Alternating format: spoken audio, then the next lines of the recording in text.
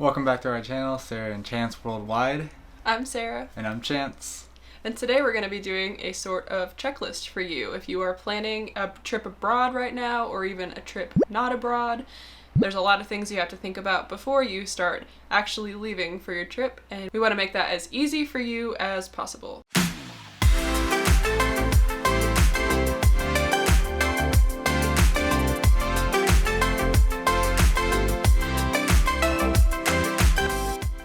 So grab a pen and paper or just a notepad on your phone and follow along with us with this checklist. So the first thing that you're going to have to start thinking about once you've planned your trip is whether or not you have a valid passport. So obviously that seems easy, but if you don't know, most countries in the world only consider your passport valid if it expires at least 3 months after you arrive in the foreign country. If your passport is within its last year of its expiration, then I would recommend getting a new one just to be safe. Even 6 months out seems a little too risky, and passports do take approximately 6 to 8 weeks to arrive to you, so make sure you start thinking about that one early. Also, you want to make sure you double check the visa requirements for the country you're going to, because they are vastly different depending on where you're going. And you don't want to get into any trouble with the customs when you arrive, or worst case scenario, be told you can no longer go on your vacation. So it's best to just double check. Next, you'll want to make sure you contact your bank and whoever your credit card is through and let them know that you're going to be on a trip, even if you're just going outside of your hometown. Some banks and credit cards will see that you are not in a normal place that you make purchases and lock up your cards, and that's the last thing you want to worry about on your vacation. So you can call them or even email some banks and credit card companies. Make sure to let them know how long you're going to be gone for and where you're planning to be while you're traveling, so that way they don't mark your transactions as fraudulent and lock up your card. So the next thing that you should do is check with your local physician whether or not you need to get any travel vaccinations. A lot of countries don't require this. I don't know that any countries do require it, but I know that it is very common to want to do that for a lot of different foreign destinations. So yeah, make sure you check with your physician. They might recommend you to go to a travel doctor. There's a lot of different things that you need to look into in there, so just make sure that you are properly vaccinated. You'll also want to make sure that you have international data for your phone, so that way when you show up into wherever you're going, another country, another prefecture, state, province, that you have connectivity and you can get to and from using maps or whatever you're going to be doing, and you don't have any hiccups. The most common way to do this is to purchase a local SIM card for the country or state that you're going to. A lot of those times you can't purchase it once you arrive, so make sure that you're looking online before you go. If you have any questions or you're a little bit confused about that topic, you can check out our other video. We'll link it up above. It'll give you a lot more information on how to go about purchasing a SIM card or what it really is. So the next thing that you're going to want to look into before your trip is foreign currency. If you are going somewhere that is not foreign, don't worry about this one at all. But if you are leaving the country, there's a high likelihood that you're going to need a different kind of money. A lot of people do rely on their credit cards, and if the destination that you're going to allows that, that's great, that's super easy, but a lot of them don't. So make sure you talk to your bank or your credit union and see what the rates are for exchanging into the foreign currency that you need. And I would recommend getting most of your money transferred before you leave to save yourself on some of those fees that you will accrue if you try to do it at the airport. Or if you're not feeling comfortable with carrying a lot of cash with you to wherever you're going, your destination, you can look at travel credit cards, travel debit cards through Capital One or Discover. Any Visa company is going to be a good one for international travel, but if you're staying within your country, any local credit card is going to be good for you. Alright, now we're looking at maybe a month out from your trip. These are things that you can wait to do till the end, but we still want to go over because they're pretty crucial to enjoying your trip. For example, getting an international driver's license if you're going to be traveling internationally, obviously.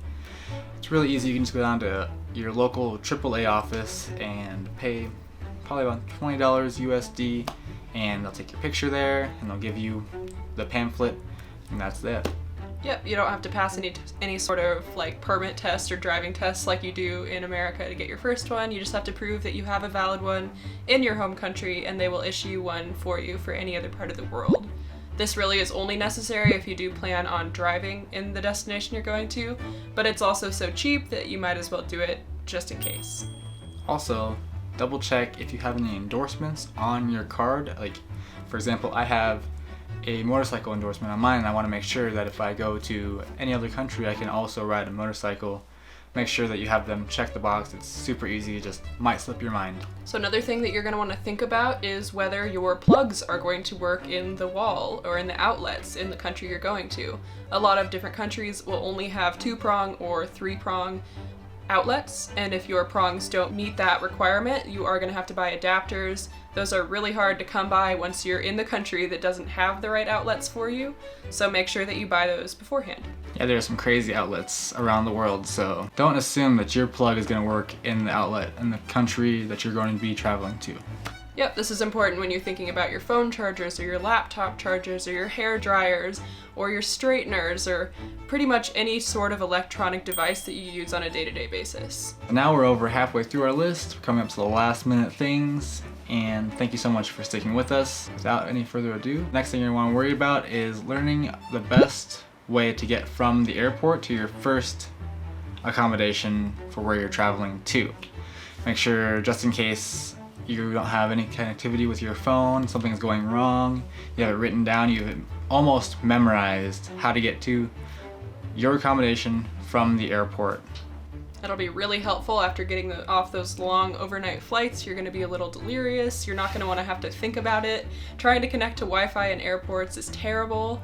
So yeah, just learn where you're staying and how to get there, whether it be a train or a bus or a taxi if you must. Anything. Just know. Train or a bus, taxi if you must. Train or a bus, a taxi if you must. Train or a bus, a taxi if you must. So the next thing you're going to want to do, it's not crucial, but it is really, in our opinion, important, is learn a few simple words or phrases in the language of the country that you'll be arriving in. It'll help you so much to just know yes and no and please and thank you and excuse me. At the very least, just learn those few simple words and phrases. It'll make your trip so much easier if you just know those. Maybe write them down in your phone, keep a little notebook, anything, but I'm sure it won't be that hard to learn, 5 or 6 things. If you happen to be going to Japan, we made a video about 7 words and phrases that will help you in Japan with your Japanese. We're gonna link it up there. But also make sure, even if you don't learn any of the language, learn mannerisms and what is socially acceptable versus not socially acceptable. You don't want to make a fool of yourself. The next thing we're going to talk about is something that a lot of people kind of skip over when they're going on a trip. They're too worried about everything else, but it's pausing your monthly subscriptions. Say you have Netflix, Crunchyroll, Hulu, any of those streaming sites. If you have a Loot Crate that you get every month, you're going to want to make sure you pause that as well, just in case you aren't there to accept it, which you won't be, obviously. And if you don't have anyone else to pick it up, it could be an issue. Make sure if you have a gym membership, ask them if you can cancel it. I know our gym, 24 Hour Fitness, does allow us to take a leave basically and not charge us for a month. So yeah, just go over all of your monthly subscriptions that you may have and see if there are any that are available for freezing on your account or for just taking a month off or 2 months off or however long you may be gone for. Those little charges coming out of your bank account while you're traveling kind of suck. So just free yourself from that a little bit. So we're getting down to the last day even before you start your trip. And one of the things that I would highly recommend you do is clean your house and take your trash out, change your sheets, do your laundry. All of those household chores that you may not want to do, you're really not gonna want to do when you come back from your traveling. So just get all that stuff done. Coming home to a clean house, smells good, no trash, no mold. Do your dishes, just do all that for future you. You'll really appreciate it. So, if you're about to leave for your trip, you have a few hours before you need to leave your house. You need to make sure you go around and unplug all of your electronics that you're not going to need to be on while you're gone, such as maybe your TV, your computer, coffee maker, even your microwave. Like, you're not going to be using that while you're gone. It's not going to be doing anything. Might as well unplug it, decrease the risk of fires or anything bad happening while you're gone. Obviously leave your refrigerator plugged in, otherwise all your food will go bad. But just try to eliminate any cause for concern. So this one's kind of obvious, But one of the last things that you need to do before leaving for the airport is double check your bags. You probably packed maybe weeks in advance if you're nervous, maybe the day before if you're not, who knows, but double check those bags, have some sort of checklist ready for you to make sure you're not forgetting anything important like your toiletries, your phone charger, your clothes, any of that. Just have a checklist, check it one more time. Seems redundant, just do it. So this is the last thing that we want to put on our checklist to make sure you have a great vacation, and that is don't stress too much about the little things and put them out of your mind and try to just have fun and live in the moment. Not everything's going to go exactly according to plan, but the better that you can roll with the punches, the better your vacation or your trip is going to be. Yeah, I know the last minute stuff seems a little stressful. There's a lot of stuff you have to remember before you leave, but your vacation really is meant to be relaxing and enjoyable. You don't need to be stressing about it. Once you're gone, you're gone. If you forgot something, don't worry about it too much. It's gonna be fine. Just have a good time. Alright, thank you guys so much for watching. If this video helped you in any way, maybe if you forgot one of these things or two of these things, make sure you give us a thumbs up. It really helps us out. Leave us a comment down below if we forgot anything, if there's anything that you do that you find crucial that we're missing before you leave for your trip. Hit the subscribe button if you want to see more content like this, if you want to see more ways to travel for cheap, little hacks, any of that. See you next time. Thank you. Bye!